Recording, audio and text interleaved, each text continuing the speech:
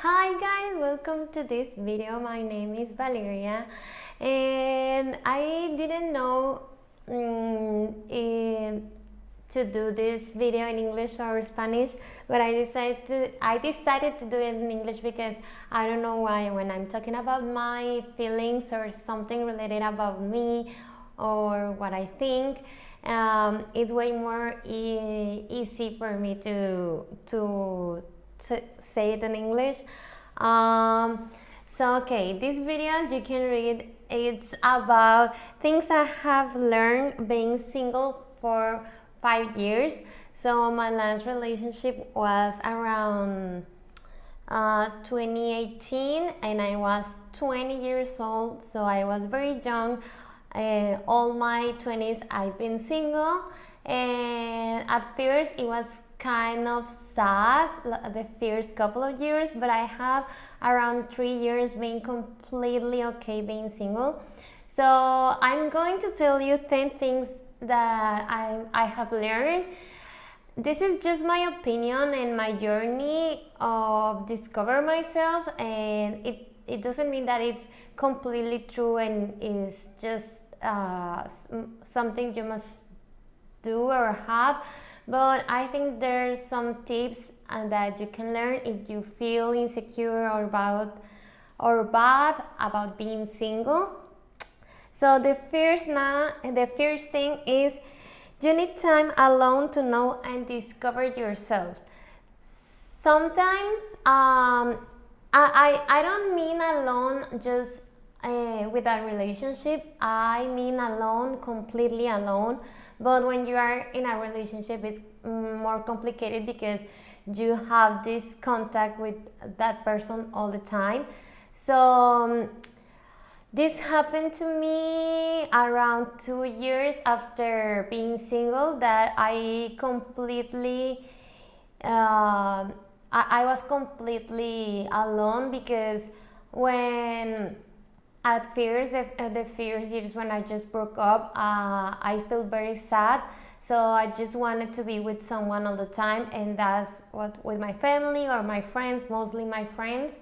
So I was with someone all the time, and then I just stopped going out, and I locked in my room for a lot of time, and then that's when I start to discover myself, my real style, my real personality, my real my taste in music and everything. So and it's when I start to do, recording videos, and I feel that I'm a very completely person, and it wasn't because of my last relationship. It was because I took the time to be completely alone, and that made me learn a lot of things about myself. The second thing is repair and work on your trauma and insecurities. This is very deep because all of us have trauma as kids, and we have all insecurities, but I don't know, like you need to work on it, because these are the things that can affect your relationship. For example, my last relationship, I caught my ex-boyfriend in a kind of cheating on me, and that made me feel so insecure, and instead of cutting the relationship, I just felt more insecure, and I wanted to know everything that was on his phone all the time. And when we were apart, I felt so insecure, but then with the time I realized that I didn't this is not a healthy thing to do. Like, if you feel very insecure, then you shouldn't be in that relationship. And if you are a jealous person, you need to work on yourself to feel more secure about yourself. And if you are with someone, it's because that person really loves you, and it doesn't have to do something to make you feel bad or sad. So yeah, you need to work a lot, or if you have some trauma because some of your parents weren't with you, these things is all the things that you need to work on, because then if you don't work and you don't identify those traumas, it can lead you in a toxic relationship and in an unhealthy relationship, and we don't want that. We just want to be in a relationship to feel better and to be with someone to make us feel a better person. And so that's why we need to identify the things that we lack, to work on it, and just accept good things from good people. Number 3 is have a list of your must and don'ts. I don't have a list like a written list, but I do know what I might must and my don'ts, and it's a better way to know if you like the person, if the person is really worth it for you, because we accept the love that we think we deserve. So for me, if a person uh, doesn't like to be in a monogamous relationship, it's a full no for me, because I can't be in an open relationship.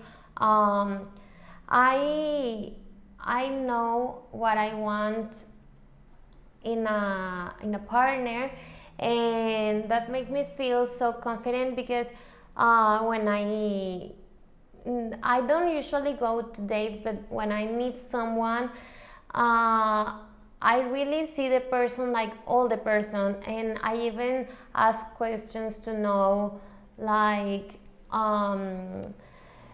the way they think and everything. And if they don't have some of my must, or they have some of my don'ts, then it's a completely no. And it's not because I don't know, I don't want to sound arrogant, but it's just something that I don't want to deal with, because I've been on therapy for years. So I go to therapy to be a better person and to grow myself, and I don't want to be in a relationship to be on therapy because of another person and stop growing myself because another person. So that's why I have this important list. So yeah, I think it's something that we all have to have. And then number 4, it's okay to be single and to not like someone. This is something that as I said before, something that it took me like 2 years to be completely happy being single, because when the first 2 years when I started being single, I felt very, I don't know how to say it, if it's desperate, or that I needed to be talking with someone, texting with someone, dating someone, or if that I didn't have any of this, that I must like someone, to be like, oh, I want this guy to text me, oh, I want this guy to react to my story, I want this guy to invite me to a date or something like that. And even when there was no guy that I like, I felt like, why I don't like anyone, like what is wrong with me? And it's nothing wrong with you, like it's very healthy to be single and to not like someone. Actually, it's much better, because you have all the time for you. You need, I don't know, you can do anything you want, and you don't have to be asking for someone's opinion. You don't have to be thinking about if this is something that makes the other person insecure, if he agrees with that. You don't have to be thinking for two people. You are just thinking about yourself. And yeah, it took me like 2 years, because before I felt like, yeah, I'm single and I'm happy, but I wasn't. And then I really felt so happy single that I was like, at the time I was like, on the this after these 2 years, the next 3 years, I was like, I'm really happy single, and I don't want to be dating someone because I just really love my time and I don't want to share it with someone else. And then this phase just ends, and it's like, okay, I'm very happy single, but if a person comes and a person likes me like enough, or I like this person enough, maybe I can share my time and share everything that I do with that person. So yeah, that's why it's very important to be like, not that you need to be you're single, but you need to know the benefits of being single. The number 5 is, if you don't feel okay being single, you're not ready for a healthy relationship. And I think this because, for me, if I started when I just broke up with my ex-boyfriend, if I started a relationship that I almost did that, you are not over with that person, because it is true when people say that you need to learn about your past experience and your mistakes, not just about the other person. So you need to learn, you need to heal, and you need to do some things for yourself. So you need to work on you. You need to be a better person, a better version of yourself. And sometimes people, and it's more on women, that when they are single they think that they are not like, I don't know, I think people gives more improvement to couples or people who are in a relationship, and I think we have this on our minds, and it's very hard to took off this from our minds. So yeah, I think like, if you are single and you feel desperate to have a boyfriend, then you need to work on some things inside you to feel okay being single, and then you can share your time with another person. And I'm not saying that you can have a relationship, but if you want a healthy relationship, it is better to do that, because I'm not saying that if you are not okay being single and you are in a relationship, I'm not saying the other person is like a bad person, but then you can have some attitudes that are not healthy for that relationship, because you don't want to be single and you don't want to meet that person on any circumstances. Then you start like tolerating more things that you don't have to, or something like that. And that happened to me on my past relationship, so that's why I'm kind of saying this. And yeah, the next thing, and the number 6, is, it's important to know about what you messed up in your past relationships and work on it. And as I was saying before, sometimes we talk about our ex and we say like, I did everything good, I didn't make any mistake, I treat the person all the time in the most I don't know, loved way, or I really love that person.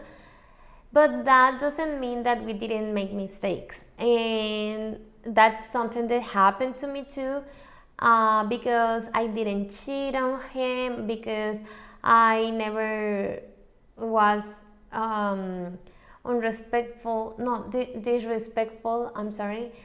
because I was never disrespectful or some things. I used to say that he was the bad guy and I was the good one, and I didn't make any mistake and I didn't have any fault, and that's totally wrong. I have never heard the version of my ex-boyfriend about me or relationship, but now I know that I was very codependent of him, and that was a very bad situation, because if he just wanted to be on his house chilling all the weekend alone, I didn't let him doing that, because all the weekends we used to hang out each other together, and I was like, why now you don't want to be with me on the weekend and you don't love me anymore? And that was a problem, because I had a life too, and I could have done things alone, and that didn't mean that we were in a good terms or in a good relationship anymore, and I didn't understand that, and I'm sure I had more mistakes. It's important to identify those attitudes from us, to work on that, and to not repeat it in another relationship, because that could mess up another relationship. Okay, and number 7 is crucial to go to therapy. I have years going on therapy, but I have never talked about my ex-boyfriends, and it's something that I just start to do a few sessions before, and because I don't know, I just thought that, I already get over that relationship and I don't miss him anymore, so I don't need to work on it or to talk about it, and it's wrong. You need to heal things, because even if you don't love the person anymore and you don't miss him, it doesn't mean that you already heal everything that you passed through. So yeah, I just start 5 years later, I start talking about my ex relationship, and I'm working on heals a very traumatizing situation when I got a depression from it. So yeah, it's important to heal, and it's important to hear myself, what I was feeling and why I was feeling that way, and why I was tolerating everything. And so yeah, if you can go to therapy, it's just a must to do it. Number 8, never change to like someone. This is very important.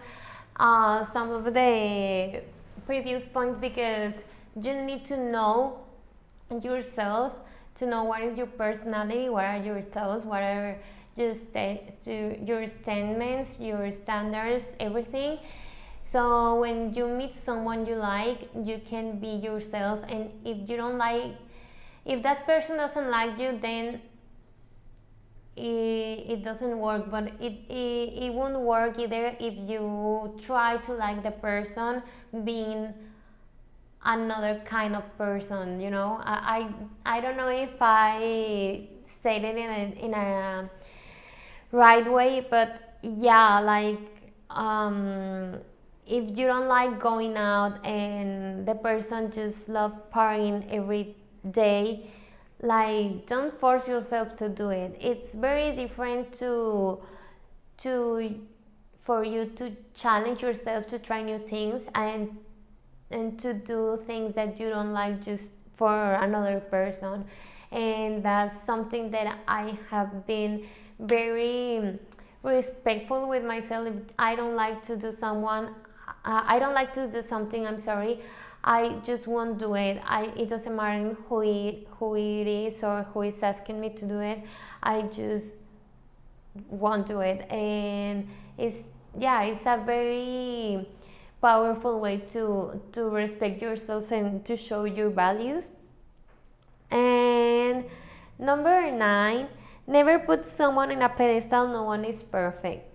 Some things that we do a lot of times is, when we like someone, we put it here and we do everything to please that person, and we don't see any mistake they do, because we idealize that person, and it's a human like you. That he or she have feelings. I don't know, like they can be doubting too about what they want. They could be just dreaming to like you, just like you are dreaming for you to like him. um, I don't know, it's just another person, it's not a big deal. And number 10, if you like someone, be aware if you like the person or the idea you have of that person. And that just happened to me because I I've been single a lot of times, and I didn't like someone since 3 years ago, and now I start to like someone, and in both cases I feel very insecure and desperate to know if I like them. And how can I say it?